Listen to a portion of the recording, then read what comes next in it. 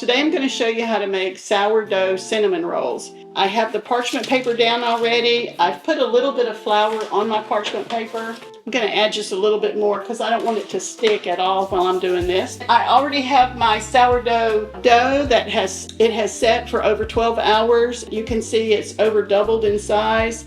And you can see it's really stretchy. It smells really good just like it is. So I'm going to start by working just about half of the dough. I just pinch off a little bit like that. I'm going to show you another trick that I do too. I have a small plastic cutting board. It's about a 9 by 13 size. I'm going to slip this under.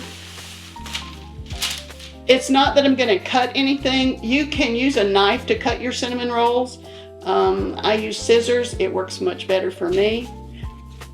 So I'm gonna take my dough and I'm gonna turn it over several times. There again, just like the dinner rolls, if you watch that video, I'm gonna make sure it's not sticky on the outside. And as I'm doing this one, I want to kind of elongate my dough each time. I want my dough to be kind of long like this, and you see how stretchy it is.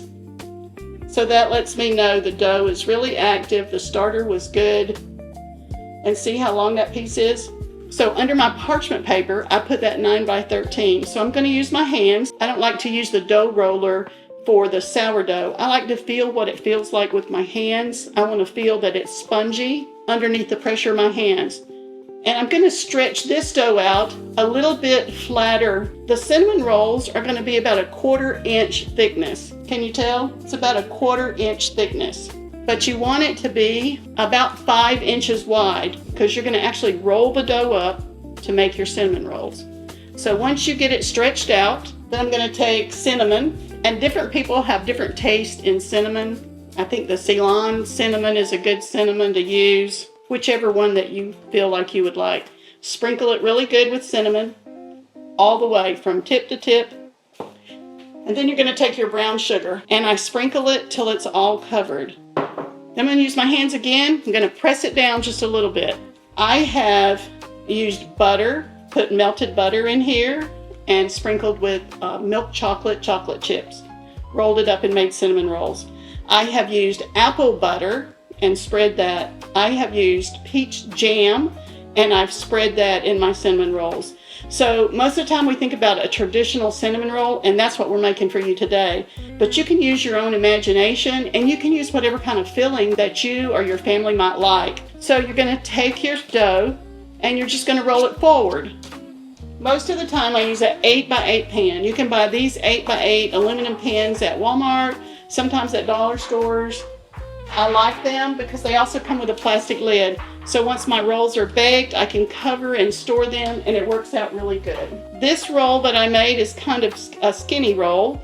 So I'm going to cut about a 2-inch piece of dough off. And you can see it's about 2 inches.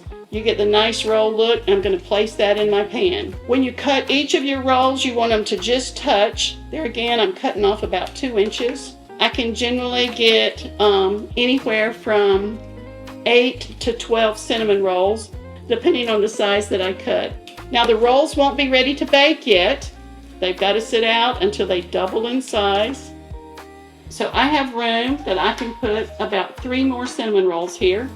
Let me turn it this way. And I hope you can see they start sliding in the pan. So now that you completed your cinnamon rolls, you'll want that to sit out about 8 to 10 hours or until your cinnamon rolls are doubled.